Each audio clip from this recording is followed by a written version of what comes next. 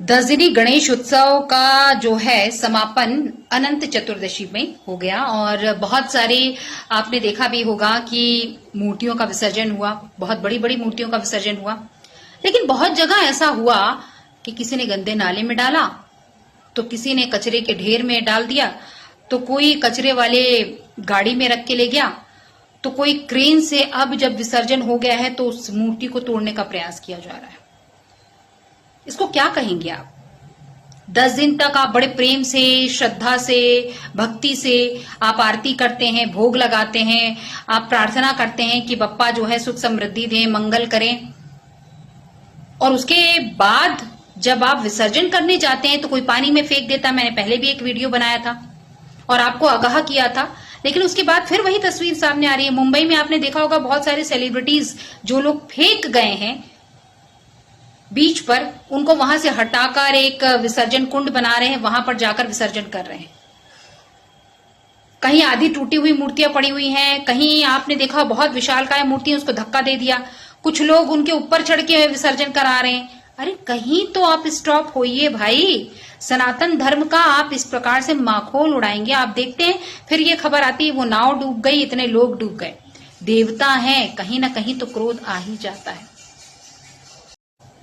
विसर्जन में उन छोटे छोटे बच्चों को देखिए जो बप्पा से लग कर रो रहे हैं, जो उनको जाने नहीं दे रहे हैं, जो चाहते हैं कि भैया हमारे घर का एक सदस्य आया, मेहमान के तौर पर रहा, अतिथि के तौर पर रहा और अब वो विदा हो रहा है।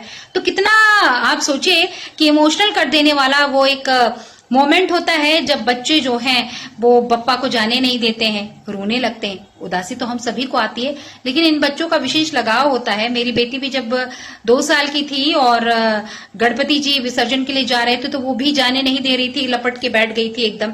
फिर उसको लेके गए, उसको समझाया हमने कि अब वो अपने माता जी के पास जा रहे हैं, तब जाकर कहानी बताई, तब उसने जाने दिया। लेकिन वो रोती रही, मिस करती रही।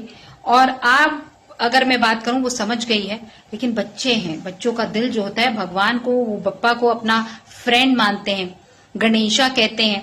और एक तरफ वो लोग हैं जो बड़े हैं, संस्कारी होने के बावजूद राह में किस प्रकार से उनको धक्का दे देते हैं, ब्रिज में फेंक देते हैं। और आप सोचिए ना, इतना आपने अच्छे से सेवा की, उनको विसर्जन भी उसी आदर सत्कार के साथ आपको करना चाहिए। कई जगह बहुत अच्छे से करते, पुणे में बहुत अच्छा सिस्टम है, एकदम टेक्निकल टाइप का जो आज का है। कई जगह क्रेन के साथ भी उनको बकायदा बांधा जाता है, जब धीरे धीरे मूव किया जाता है और फिर विसर्जन किया जाता है। तो भैया भक्ति कीजिए, दिखावा मत कीजिए, श्रद्धा और आदर के साथ कीजिए, सम्मान कीजिए, माखौल मत उड़ाइए और दूसरों को मौका मत दीजिए कि अच्छा तुम्हारे यहाँ विसर्जन ऐसे होता है, मत कीजिए। और ये सिर्फ गणेश प्रतिमा के साथ ही नहीं, ये दुर्गा जी की प्रतिमाओं के साथ भी होता है। और जो लोग, खासकर प्रशासन से मेरा ये आग्रह है कि क्रेन के द्वारा इस प्रकार से मूर्तियों को खंडित करके इधर से उधर मत कीजिए। आप विसर्जन कुंड बनाइए और उसमें आदर सम्मान के साथ विसर्जन करने दीजिए। हमारे यहाँ अगर मैं बात करूं जबलपुर शहर की, हनुमान ताल में विसर्जन होता है, विसर्जन कुंड बनाया जाता है ग्वारी घाट में। इसके अलावा कुछ बड़ी मूर्तियां जो हैं उनको ग्वारी घाट लेके जाया जाता है, लेकिन अब प्रशासन चाक चौबंद हो गया, ना वो तिलवारा घाट और ना ही ग्वारी घाट में जाने देता है। क्योंकि कई मूर्तियों में प्लास्टर ऑफ पेरिस का यूज होता है, कई मूर्तियों में केमिकल का यूज होता है, जो कि हमारे नदियों के लिए और उसके जल के लिए बहुत हार्मफुल होता है। क्योंकि वहां पर मछलियां रहती हैं, वहां पर जो है छोटे छोटे जीव जंतु होते हैं जिनकी मृत्यु हो जाती है। इसलिए विसर्जन कुंड इस्तेमाल कीजिए, लेकिन प्लीज क्रेन से इस प्रकार से मूर्तियों को मत तोड़िए।